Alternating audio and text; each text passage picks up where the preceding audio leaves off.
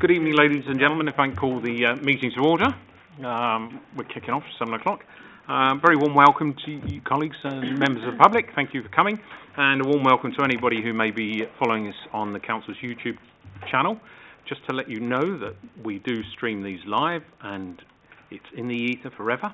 However, the camera's facing this way, so the only people that are captured on the screen are the petitioners who speak at the petitioner table. Okay? Fire alarms. We're not expecting one this evening, so if it sounds, it will be for real, and we will be evacuating. The fire exit, the best one is the way you came in. We will assemble back on the civic forecourt. Should, for whatever reason, though, that means of escape be blocked, there are other fire exits behind us, and we will all be leaving at the same time, so you have nothing to fear. We will be guiding you out by the safest and best route. Feedback forms. They are available. Should you wish to provide feedback on the way the meeting is organised, please do so. It does help us to improve, and we want to run planning meetings that are as accessible to our residents as is possible in the scope of the meeting. And they are similarly available to our online followers, I understand, from a pull-down menu. Okay, a little bit about the meeting. We do have it meeting in two parts, part one and part two. Part one is discussion of general planning applications, and that is a meeting held in public, not a public meeting, so there's no general speaking rights. But we also have a part two of the meeting, which is when we move into closed session. They concern matters of enforcement, and therefore discussion of issues around enforcement and potential evidence that may result in court hearings is not helpful. So at that point, we do ask members of the public to leave, should anybody wish to remain that long, and we also break the video link, so we will be losing our online followers at that point. Okay. Right, before we actually kick off into the agenda itself, let me just say a little bit about the way the meeting is run. As I say, this is not a public meeting, and therefore there are no general speaking rights. Those that are able to speak are those who present a petition or the agent in response to a petition of objection. They are written down in the papers and part of our constitution, and you should be able to see those speaking. We do have a petition tonight, so there will be one speaker. It's petition in support, so it will be just the 1 5-minute session. Number of people around the table. Now, the committee meeting is the decision makers are councillors, and let me introduce them all to you, and I will start on my near left-hand side. We have Councillor Dillon, Councillor Carteret and Councillor Duncan, and on my near left-hand side here, Councillor Yarrow, Councillor Ahmed Wallana. If Councillor Chamdell I haven't heard from, the vacant seat may appear, and that will be Councillor Chamdell. Then we've got Councillor Chapman, Councillor Stead. Officer teams that are supporting us. On far left-hand side, Nicole Cameron, our legal clerk. Neil Fraser, Democratic Services, who clerks the meeting. James Rogers, Head of Planning, gives expert planning advice. Meg Harani is presenting each of the applications tonight. And Alan Tilley, welcome Alan, new member of the team, is our Transport and Aviation Manager and will give us expert advice on highways matters. So there's the team. The councillors are the decision makers. They vote on the application. I, as chairman, only vote in the event of a tie. So let's explain the meeting. We have a tiny bit of formal business to gallop through before we get into the meat of the meeting itself. And we'll start with apologies for absence, please. Well, no apologies received, Chairman, but as you rightly pointed out, we do appear to be missing one person. Yes, I understand. I haven't heard, but it's possible we're delayed through travel or business. Noted, though. Colleagues, any additional declarations of interest in matters on the agenda this evening? Okay, none. Thank you. Sign and receive the minutes of the previous meeting. That's the meeting of the 21st of March. Agreed? Thank you very much. Item 4, matters have been notified in advance or urgent. Yes, there is the one item, and that is in the Agenda B. It is an urgent item concerning the development of the Lesser Barn, and that is the petition item we will be starting with. Okay, and I do confirm under Agenda Item 5 that there are Part 1 and Part 2, so we will move into that closed session. Okay, so we're now at Agenda Item B, which is the Lesser Barn. Thank you. Thank you, Chairman. This application relates to the Lesser Barn and is for the rebuilding of the barn to provide 2 3-bedroom dwellings.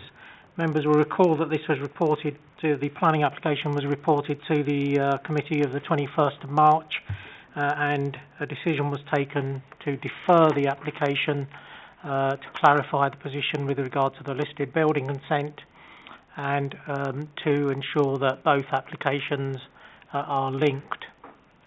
The listed building consent has been amended so that the applicants are both the same and also that all the plans now are corresponding with the plans relating to the planning application and both applications are now reported to committee for authorisation again.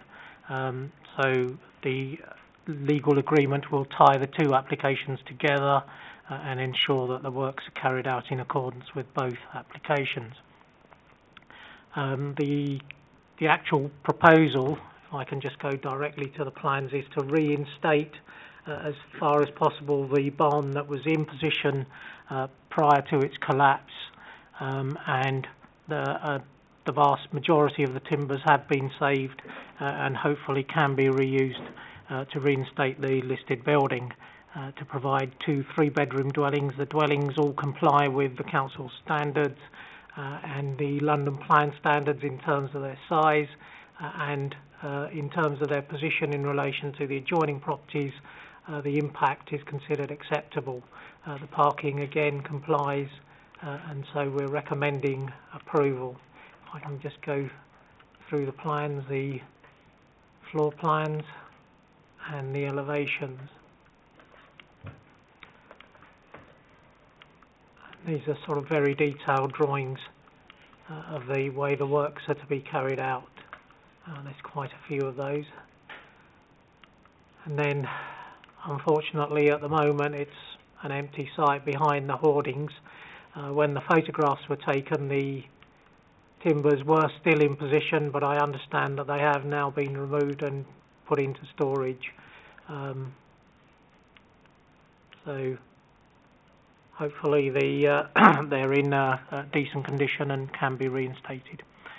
With that, the application is recommended for approval. If I can just bring your notice to the addendum sheet. We have received a petition which was received a couple of days ago in support of the application. Thank you, Chairman. Thank you. Can I just bring in Mr. Roger? Sorry, I know it's very late in the process. Can I just add an additional informative?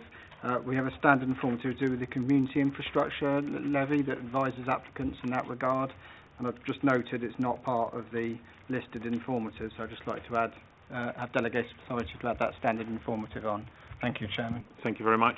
Mr. Harani, before we get into the petitioners, can this application or a very, very similar one was considered by the Central and South Committee back in 2013 or 14.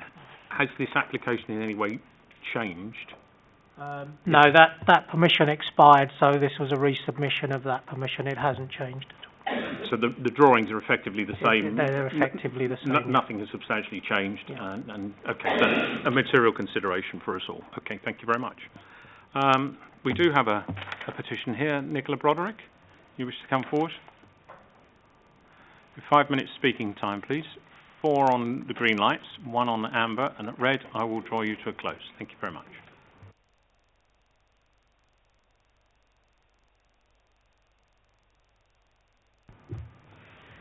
Thank you for allowing me to speak this evening. As you will see from the history section of the officer's report, this site, known as Lesser Barn, has been the subject of several approvals and approval recommendations over several years to allow the rebuilding of the Grade 2 listed barn, including the alterations to convert the same into 2 dwellings, subject to Section 106. It has been regrettable that previous owners of the site have failed to perform, and over time the existing timber structure has collapsed and further timbers have been lost through exposure to the weather.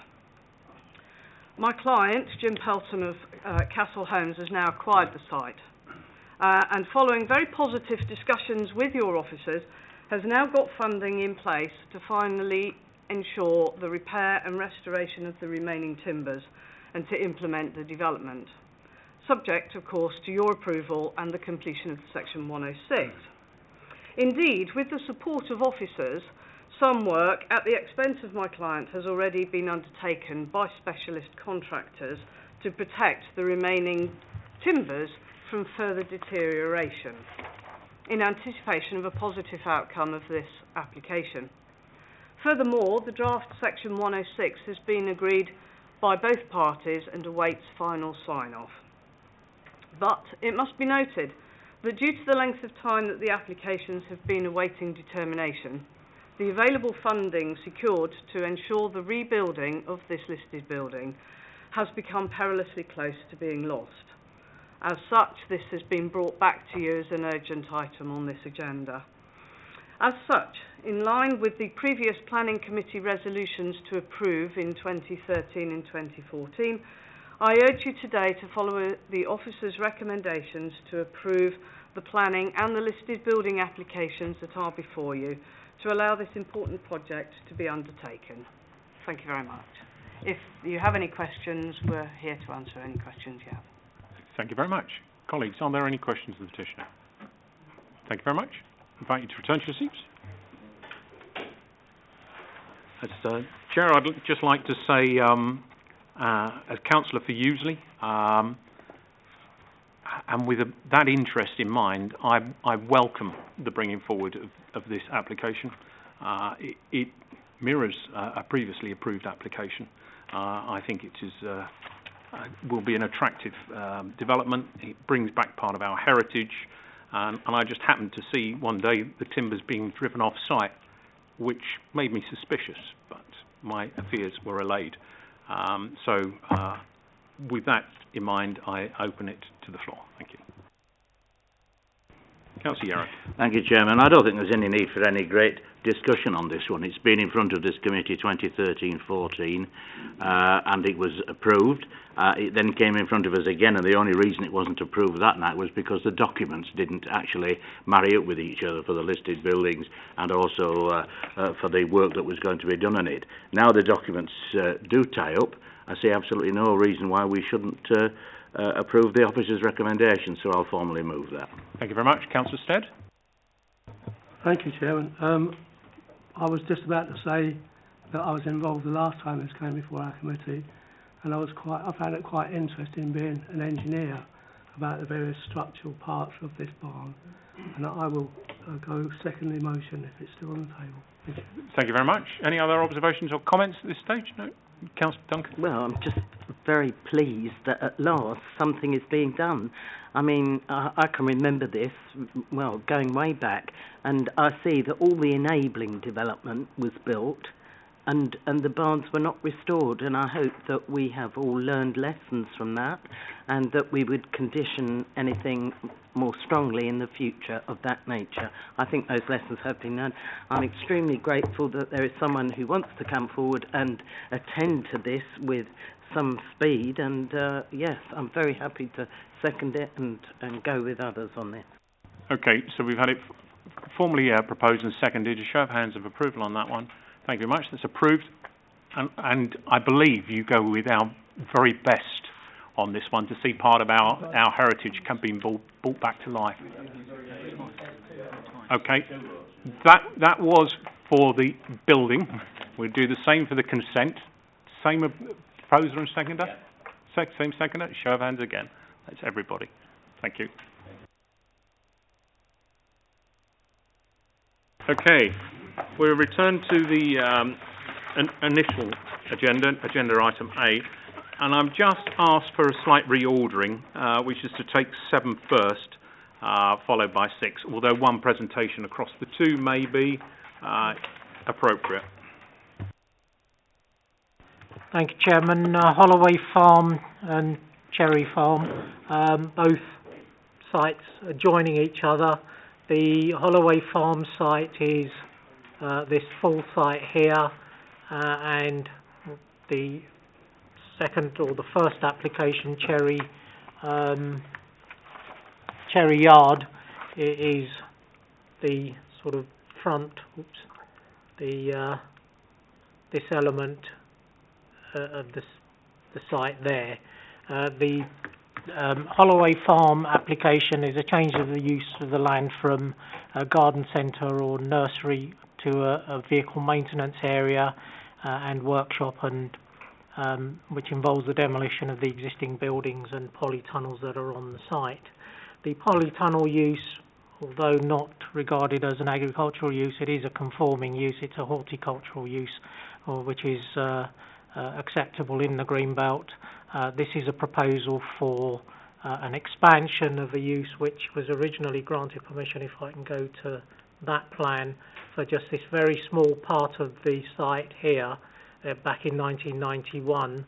And the reason the inspector granted that permission was because he said the buildings were existing, they were being reused, and the hard standing was existing, so there was no greater impact on the Greenbelt. Since that time, of course, the vehicle hire use has expanded quite a lot into the adjoining site here, and now they're seeking to expand into this full site here. And we consider that in both applications that expansion into the Greenbelt is unacceptable. It's a non-conforming use. No exceptional circumstances have been put forward, and for that reason we're recommending refusal. If I can just again, so this application relates in particular to this site. The second application relates to the front site here, which is for an expansion of the car park to allow parking for staff and coaches and vehicles in this area in connection with the use across here. I can just go through the plans.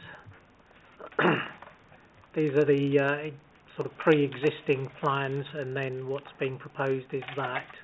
And as you can see, the grey area may look like it's hard standing. It isn't. It's sort of plastic sheeting which covers the polytunnels. And then this is open area with a small sort of building in here. Again, there is quite a strong tree protection barrier here, which means that when you look at it along the road, it's not that particularly noticeable, but the works have been carried out, and as you can see, it is an intrusion into the Greenbelt, really, which your officers consider is unacceptable. And then this is the site of the second application. And again, this was an area which was not hard standing. It was a growing area previously.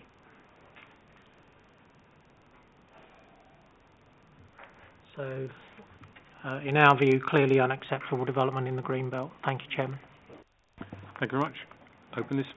Councillor Duncan? Well, clearly unacceptable development in the Greenbelt. I move officer's recommendation. Thank you very much. Councillor Carter? Yeah. Thank you. Any other alternative comments? None? Okay, show of hands on that one, please, then. Unanimous, thank you. And we do it again for number 6. That's for number 7. I have to, each application's got to go. There's some proposing, seconding. Show of hands again, please. That's everybody. Thank you. Now on to number 8, agenda item 8, 5 Granville Road, please. Thank you, Chairman. This is an application for the conversion of the dwelling to one bedroom flat and 1 2-bedroom flat. 2 issues in relation to this. The parking area that's shown to the front, as I measured it, the frontage measures 5.6, which we consider to be insufficient to provide 2 parking spaces with a width of 2.5 metres plus a footway to the front door of 1 metre minimum, which would require you to provide 6 metres. So it is short, and for that reason it's recommended for refusal. And secondly, the floor space for the top floor flat is 70 square metres and a 2-bedroom 4-person unit, which these are 2 double bedrooms on the first floor with the living area on the top floor. The 2 double four-person unit is required to be 79 square metres, and it's 70 square metres, so it's well below the requirement. So for those two reasons, we're recommending refusal. Thank you, Chairman. Just for clarification, can you go back, because I think you were indicating the existing when you're talking about the two bedrooms on the first floor, and I just want to make sure that members are completely clear that it's one bedroom and a living accommodation, and then the other bedrooms are upstairs in the loft. Okay, that's okay. Just wanted to be very clear on that one. Okay, so it's short on two issues. It fails on two issues. Firstly, on the housing standards, it's a national standard, and we have previously upheld that right the way through. And secondly, that notwithstanding that, it doesn't meet our parking. Thank you.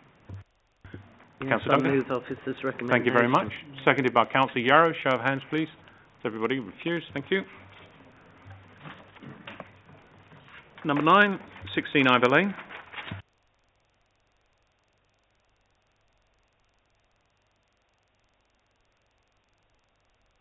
Thank you, Chairman. This is an application for a part two-storey, part single-storey side and a part two-storey, part single-storey rear extension and conversion of the loft to habitable accommodation to include a rear dormer.